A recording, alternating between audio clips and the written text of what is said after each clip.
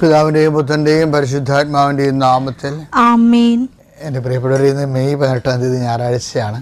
അമ്മേ പരിശുദ്ധ അമ്മേ, അമ്മേ പരിശുദ്ധ ദൈവമാതാവേ, കൃപാസനത്തിലൂടെ ഞങ്ങൾക്കും ഞങ്ങളുടെ ദേശത്തിനും അമ്മ മധ്യസ്ഥം തേടി തന്ന എല്ലാ അനുഗ്രഹങ്ങൾക്കും കൃപകൾക്കും ഞങ്ങളിപ്പോൾ ഹൃദയം നിറഞ്ഞ നന്ദി പറയുന്നു. അമ്മേ പരിശുദ്ധമ്മേ ദൈവമാതാവേ, 2004 ഡിസംബർ 7 ഉച്ചകഴിഞ്ഞ് 2:30 കൃപാസനത്തിൽ സംഭവിച്ച അമ്മയുടെ പ്രത്യക്ഷപ്പെടലിനെ തിരുസഭയ്ക്ക് സമർപ്പിച്ചിരിക്കുന്ന പഠനരേഖകളുടെ മേൽ സഭാത്മകമായ പഠനം ആരംഭിക്കുവാൻ ഞങ്ങൾ പ്രാർത്ഥിക്കുന്നു. അമ്മേ പരിശുദ്ധമേ, ഭൂസ്വർലോകങ്ങളുടെ രാജ്ഞിയായ അങ്ങേയ്ക്ക് ഭൗമസംരക്ഷണത്തിനായി പ്രപഞ്ചപ്രകൃതിയെ തന്നെ തിരുസഭ പ്രതിഷ്ഠിക്കുവാൻ ഈ പ്രത്യക്ഷീകരണം വഴി ഇടയാക്കണമേ. പരിശുദ്ധമേ, ജപമാല മാതാവേ, സകല കൃപാസനം പ്രാർത്ഥനയോടും ചേർത്ത് ഞങ്ങളിപ്പോൾ പ്രാർത്ഥിക്കുന്ന ഈ കുടുംബത്തിന്റെ പ്രത്യേക നിയോഗം പറ മക്കളെ.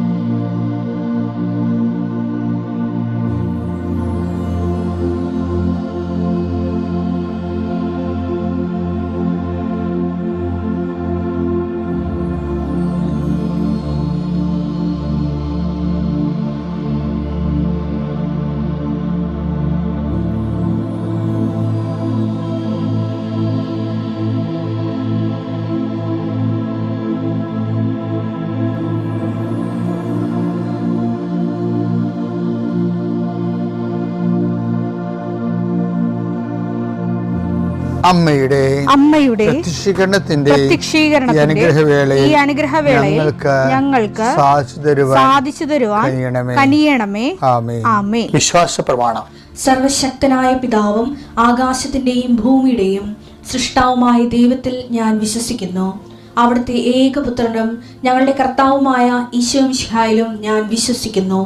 ഈ പുത്രൻ പരിശുദ്ധാത്മാവിനാൽ ഗർഭസ്ഥനായി കന്യകാമറിയത്തിൽ നിന്ന് പിറന്ന് പൊന്തിയോസ് പീലാത്തോസിന്റെ കാലത്ത് പീഡകൾ സഹിച്ച് കുരിശിൽ തറയ്ക്കപ്പെട്ട് മരിച്ച് അടക്കപ്പെട്ട് പാതാളങ്ങളിൽ ഇറങ്ങി മരിച്ചവരുടെ ഇടയിൽ നിന്ന് 3-ാം നാൾ ഉയർത്ത് സ്വർഗത്തിലേക്ക് എഴുന്നള്ളി സർവശക്തിയുള്ള പിതാവായ ദൈവത്തിന്റെ വലതുഭാഗത്തിരിക്കുന്നു. അവിടെ നിന്ന് ജീവിക്കുന്നവരെയും മരിച്ചവരെയും വിധിക്കുവാൻ വരുമെന്നും ഞാൻ വിശ്വസിക്കുന്നു. പരിശുദ്ധാത്മാവിലും ഞാൻ വിശ്വസിക്കുന്നു. വിശുദ്ധ കത്തോലിക്കാ സഭയിലും പുണ്യവാന്മാരുടെ ഐക്യത്തിലും പാപങ്ങളുടെ മോചനത്തിലും ശരീരത്തിന്റെ ഉയർപ്പിലും നിത്യമായ ജീവിതത്തിലും ഞാൻ വിശ്വസിക്കുന്നു. ആമേൻ. സുഖസ്ഥനായ ഞങ്ങളുടെ പിതാവേ, അങ്ങയുടെ നാമം പൂജിതമാകണമേ. അങ്ങയുടെ രാജ്യം വരണമേ. അങ്ങയുടെ തിരുമനസ് സ്വർഗത്തിലെ പോലെ ഭൂമിയിലും ആകണമേ. അന്നു വേണ്ടുന്ന ആഹാരം ഇന്ന് ഞങ്ങൾക്ക് തരണമേ. ഞങ്ങളോട് തെറ്റ് ചെയ്യുന്നവരോട് ഞങ്ങൾ ക്ഷമിക്കുന്നത് പോലെ ഞങ്ങളുടെ തെറ്റുകൾ ഞങ്ങളോടും ക്ഷമിക്കണമേ. ഞങ്ങളെ പ്രലോഭനത്തിൽ ഉൾപ്പെടുത്തരുതേ, തിന്മയിൽ ഞങ്ങൾ രക്ഷിക്കണമേ. ആമേൻ. നന്മ നിറഞ്ഞ മറിയമേ, സ്വസ്തി. കർത്താവ് അങ്ങയുടെ കൂടെ സ്ത്രീകളിൽ അങ്ങ് അനുഗ്രഹിക്കപ്പെട്ടവളാകുന്നു. അങ്ങയുടെ ഉദരത്തിൻ ഫലമായി ഈശോ അനുഗ്രഹിക്കപ്പെട്ടവനാകുന്നു. പരിശുദ്ധ മറിയമേ, തമ്പുരാന്റെ അമ്മേ, പാപികളായ ഞങ്ങൾക്ക് വേണ്ടി ഇപ്പോഴും ഞങ്ങളുടെ മരണസമയത്തും തമ്പുരാനോട് അപേക്ഷിക്കണമേ. ആമേൻ. നമുക്ക് പ്രാർത്ഥനയിലേക്ക് വരാം. കർത്താവേ, നിന്റെ ഉന്നതമായ നാമത്തിന് സ്വസ്ഥം ചെയ്യുന്നു. കർത്താവെ, നിന്റെ വിശുദ്ധ പൗരോഹിത്യത്തെ മഹത്വപ്പെടുത്തണമേ. കർത്താവെ, സഭയിലുള്ള സാന്നിധ്യം പ്രകടമാക്കണമേ. 19 വർഷം ഞാൻ അർപ്പിച്ച കൃപാനയുടെ യോഗ്യതയാൽ കൃപാസനത്താറെ ജീവനോടെ പ്രത്യക്ഷപ്പെട്ട മാതാവിൻ്റെ മാധ്യസ്ഥതയെ ആശ്രയിച്ചുകൊണ്ട് ഇന്നത്തെ ജീവിതം കരുപിടിപ്പിക്കാൻ വേണ്ടി ആഗ്രഹിക്കുന്ന എല്ലാവരെയും ഞാൻ കർത്താവിന് തിരുസന്നിധി സമർപ്പിക്കുന്നു. കർത്താവ് അന്ധകാഴ്ച നൽകുവനെ, കർത്താവ് ചെകിടിന് കേട് നൽകുവനെ, കർത്താവ് ഊമന സംഭാഷണത്തിൽ നൽകുവനെ, കർത്താവ് മഹോരോഗപ്പെടുത്തുവനെ, കർത്താവ് തലവാരോഗപ്പെടുത്തുവനെ, കർത്താവ് മരിച്ചവനെ ഉയർപ്പിച്ചവനെ, കർത്താവ് കാനാല കല്യാണത്തിൽ വെള്ളത്തെ വീഞ്ഞാക്കിക്കൊണ്ട് കടലിനെ ശാന്തമാക്കി 50,000 പേർ കൊണ്ട് തീറ്റിപ്പൂറ്റിയവനെ, കർത്താവ് ജീവിതത്തിൻ്റെ എല്ലാ മണ്ഡലങ്ങളിലും ഓരോരോ സാഹചര്യം അനുസരിച്ചുകൊണ്ട് സാഹചര്യത്തിന് ഒത്തവിധം ജീവിതത്തെ നീ അഭിസംബോധന ചെയ്ത ദൈവത്തിൻ്റെ സ്നേഹമാണ് ക്രിസ്തുവേ. അങ്ങയുടെ ആ സ്നേഹം ഇപ്പം ജ്വലിക്കണമെന്ന് പ്രാർത്ഥിക്കുന്നു.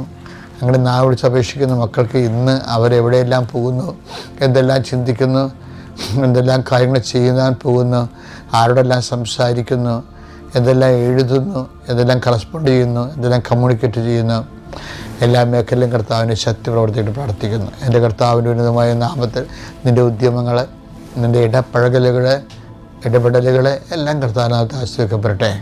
നിനക്ക് താങ്ങാനാവാത്ത വിഷയങ്ങളിലൂടെ അന്ന് കടന്നു പോകണമെങ്കിൽ പൂർണ്ണമായി അത് ഈശോ ഏറ്റെടുക്കുകയും നിന്നെ സന്ധിക്കുകയും സംരക്ഷിക്കുകയും ചെയ്യട്ടെ. ഞാൻ ഇന്ന് ചെല്ലുന്ന ഓരോ പ്രാർത്ഥനയും ഓരോ ജപമാലയും ഇന്ന് കിടന്നുറങ്ങുന്നവരെയുള്ള സമയങ്ങളിലുള്ള എല്ലാ സൽപ്രവൃത്തികളും സുവിശേഷ വേലകളും നീ ഈ പ്രാർത്ഥനയിൽ പങ്കെടുക്കുന്ന നിൻ്റെ കുടുംബത്തിന് വേണ്ടി കാഴ്ചവെക്കുന്നു. നീ ഇത് ഉണർന്നെഴുന്നേൽക്കുകയും കർത്താവിൻ്റെ നാമത്തെ മഹത്വപ്പെടുത്തുകയും ഉശിരോടെ ഉണർവോടും കൂടി നീ എല്ലാത്തിനും അതിജീവിച്ചുകൊണ്ട് കർത്താവിന് സാക്ഷിയാകാൻ പിതാവിൻ്റെയും പുത്രൻ്റെയും പരിശുദ്ധനാമത്തിൽ ഞാൻ നിൻ്റെ ദിവസത്തെ ആശീർവദിക്കുന്നു. എൻ്റെ പ്രിയപ്പെട്ടവരെ, ഒരിക്കലും നിങ്ങളുടെ മനസ്സ് ഇടിച്ചു നിൽക്കരുത്. അതെന്താ കാര്യമെന്ന് വെച്ച് കഴിഞ്ഞാൽ, ലോകത്ത് ദൈവത്തിൽ നിന്ന് മാത്രമേ ഒരു മനുഷ്യന് ഗുണമായാലും ദോഷമായാലും നമുക്ക് ഗുണം തന്നെ കിട്ടത്തുള്ളൂ. അപ്പം അതുകൊണ്ട് തന്നെ ചില കാര്യങ്ങൾ ജീവിതത്തിൽ സംഭവിക്കുമ്പോൾ ഞാൻ ഇത്രയും പ്രാർത്ഥിച്ചല്ലോ, എൻ്റെ കുടുംബം ദൈവത്തിൻ്റെ കൃപയിൽ ജീവിച്ചിട്ടും ഞങ്ങൾക്കിങ്ങനെ സംഭവിച്ചല്ലോ എന്നൊക്കെ ഓർക്കരുത്. എന്നൊക്കെ മനുഷ്യർ ഓർക്കും. പക്ഷേ ഒരിക്കലും നമുക്ക് എങ്ങനെയാണെന്ന് വെച്ചാൽ നമുക്ക് ദൈവത്തെ കുറ്റപ്പെടുത്താൻ പറ്റത്തില്ല. വെച്ചാൽ ദൈവത്തിൽ നിന്ന് ആകപ്പാടെ കിട്ടുന്നത് ഒറ്റ കാര്യമാണ്. എന്താണത്? ഞാൻ ഇത്രയും നാളിങ്ങനെ ദൈവത്തിൻ്റെ കൂടെയൊക്കെ നടന്നും ആയിരക്കണക്കിന് വചനങ്ങൾ പഠിച്ചും ആൾക്കാർക്ക് പറഞ്ഞു കൊടുത്തും നിരന്തരമായ അഭിഷേകത്തിൽ ഇങ്ങനെ ജീവിക്കുമ്പോഴും എനിക്ക് എൻ്റെ മനസ്സിൽ തട്ടണൊരു സാധനമുണ്ട്. ദൈവത്തിൽ നിന്ന് മനുഷ്യന്മാർക്ക് കിട്ടുന്ന ആകപ്പാടെ 3 അക്ഷരമേ ഉള്ളൂ. എന്താണത്? മഹത്വം എന്ന് പറയും. അത് ആന ചെരിഞ്ഞാലും 12000, ആന നിന്നാലും 12000 എന്ന് പണ്ട് പറയത്തില്ലേ? പണ്ട് ആനക്ക് 12000 വില ഉണ്ടായിരുന്ന കാലത്ത് മലയാളികൾ ഇറക്കിയ ഒരു അനുഭവമാണ്.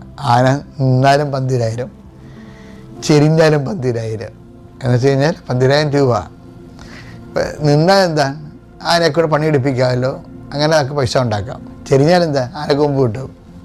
ചെരിഞ്ഞു വെച്ചാൽ ആന ചത്തു കഴിഞ്ഞാൽ ആനക്കൊമ്പ് കിട്ടും. അത് ഭയങ്കര ഇത്രയും വില ഉണ്ടായിരുന്നു. അതാണ് ആന നിന്നാലും 12000, ചെരിഞ്ഞാലും 12000 എന്ന് പറഞ്ഞു. ഇതുപോലെ നമ്മളൊരു വിഷയത്തിൽ നമ്മൾ പരാജയപ്പെട്ടാലും നമുക്ക് ദൈവത്തിന് മഹത്വം കിട്ടും, വിജയിച്ചാലും മഹത്വം കിട്ടും.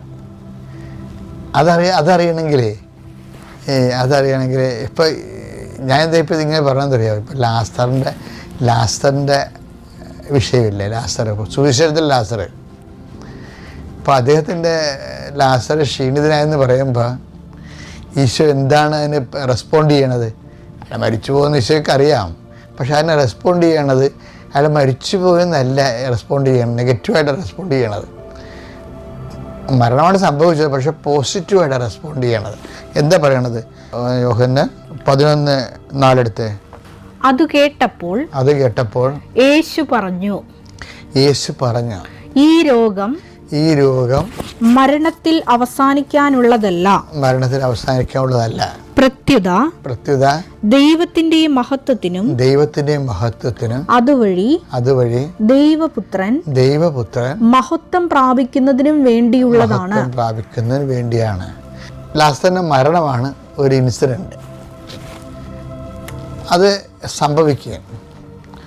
അപ്പോൾ ഓൾ ഓൺ എ സഡൻ അതിൻ്റെ സ്കാനിങ് റിപ്പോർട്ടിൽ ഈശോ എന്താ പറയണത്? ഈ രോഗം മരണകാരണമല്ല, മറിച്ച് എന്താണ്? ദൈവപുത്രൻ മഹത്വപ്പെടാനുള്ളതാണ്. പിതാവായ ദൈവവും അവനിൽ മഹത്വപ്പെടും. ഇപ്പം 2 മഹത്വമാണ് ഈ വിഷയം കൊണ്ട്. ഒന്ന് പിതാവ് മഹത്വപ്പെടും, രണ്ടാമത് പിതാവിൻ്റെ മഹത്വത്താൽ പുത്രന് മഹത്വപ്പെടും. ശരിക്കും പറഞ്ഞാൽ ദൈവത്തിൽ നിന്നൊരു മനുഷ്യന് കിട്ടേണ്ട ഇത് മാത്രമേ ഉള്ളൂ, അതായത് മഹത്വം. അതുകൊണ്ടാണ് ഈ വിഘ്നേശ് ലയോളയൊക്കെ ഉണ്ടല്ലോ,